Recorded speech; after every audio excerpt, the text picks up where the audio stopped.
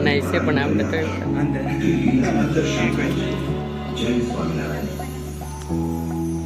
તો અત્યારના તો બોટાદના રેલવે સ્ટેશને અમારા સિટીના રેલવે સ્ટેશને પહોંચ્યા છીએ.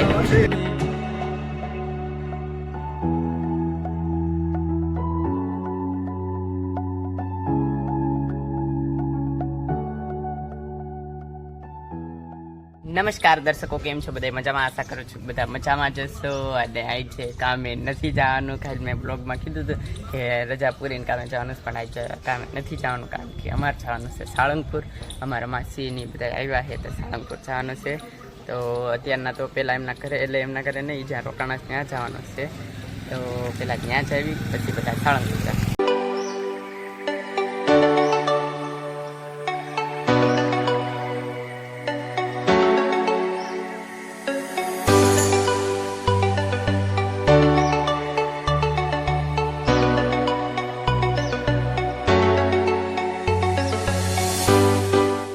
અત્યારે તો અમે ભોગી ગયા છીએ સાળંગપુર. બધા મહેમાન આવ્યા છે અને જો આપણે જય હનુમાનજી કી એ હું તમને મૂર્તિ બતાવી દઉં.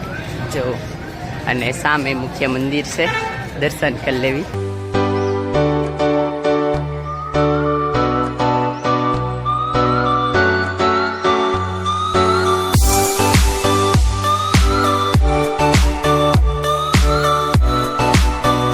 હજી અહીંયા ફોટોશૂટ હાલતું હતું. આ મૂર્તિએ ઘણા ફોટા પાડતા હતા. જો હજી બધા ચાલુ છે. અમે ફોટા પાડી લીધા કેટલા બધા અને ચાવી હવે દર્શને.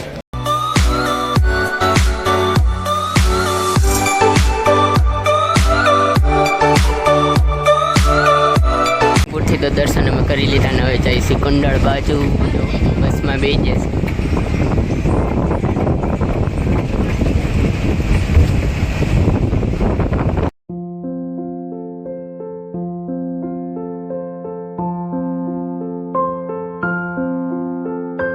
દીધા છે અહીંયા અને પડી જશે કુંડળ ધામ. જો મસ્ત દરવાજામાંથી એન્ટર થઈ રહ્યા છીએ, એટલે ફરવી લાવી હતી તો ચાવી અંદર થઈ ગયા એન્ટર મસ્ત.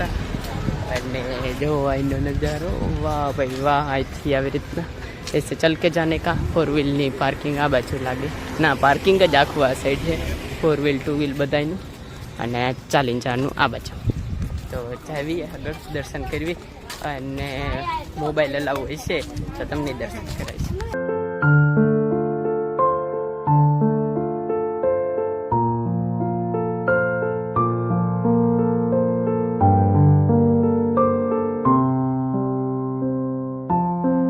જો નીકળી પડ્યા છે મસ્ત.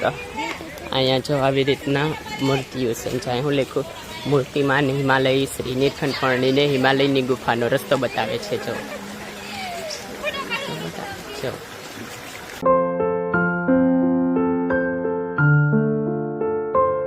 અહીંયા જો ભગવાન સ્નાન કરી રહ્યા છે.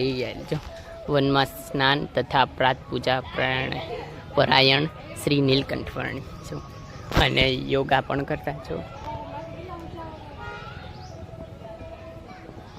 ત્યાંના જો અમે આવી ગયા છીએ જગન્નાથપુરીમાં દર્શન કરતા નીલકંઠવર્ણી. જો આ જગન્નાથપુરીના મંદિર ઉપર આખી થીમ બનાવેલી છે, મસ્ત મંદિર બનાવેલું છે. હકીકતમાં કહું તો મારું એક ડ્રીમ છે કે એકાદ વખત ચારધામ યાત્રા કરવી, પણ સ્પેશિયલી જગન્નાથપુરી તો એક વખત જાવી જ તે, કારણ કે બહુ મસ્તનું, મને બહુ પ્રિય છે મંદિર. તો આમ તો ઘણા હજી આગળ જાય છે મંદિર તે. અહીંયા જો શું વનમાં બીમાર સાધુ સેવકરામની સેવા કરતા નીલકંઠવર્ણી. જો સેવકરામ મહારાજની સેવા કરે છે નીલકંઠવર્ણી. રામેશ્વરમાં પધારેલ શ્રી નીલકંઠવર્ણી. ચા સાઉથનું તમિલનાડુ કે ખબર નહીં કયા રાજ્યમાં છે આ મંદિર, રામેશ્વર મંદિર. જો તમે છોકરા થઈ જાય છે નાના મસ્ત થઈ જશે.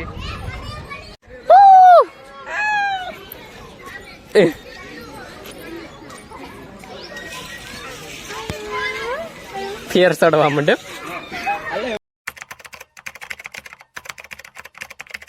સાળંગપુર તો અમે પ્રસાદી લઈને નીકળી ગયા છીએ જો.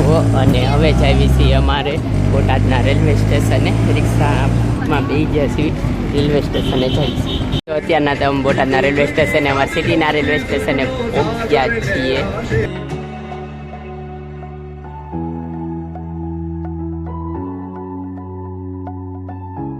અત્યારના તો અમે બોટાદના રેલવે સ્ટેશને પહોંચી ગયા છીએ. અનાઉન્સમેન્ટ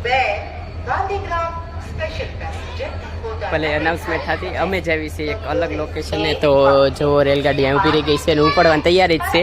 2 ને 5 ઉપડશે અને અમે બધા બેસી ગયા છીએ. અમારે પણ બેહવાનું છે.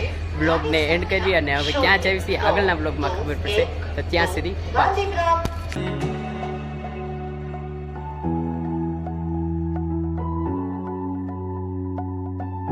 આ જો બોટાદની બહાર અમે નીકળી જ જશે.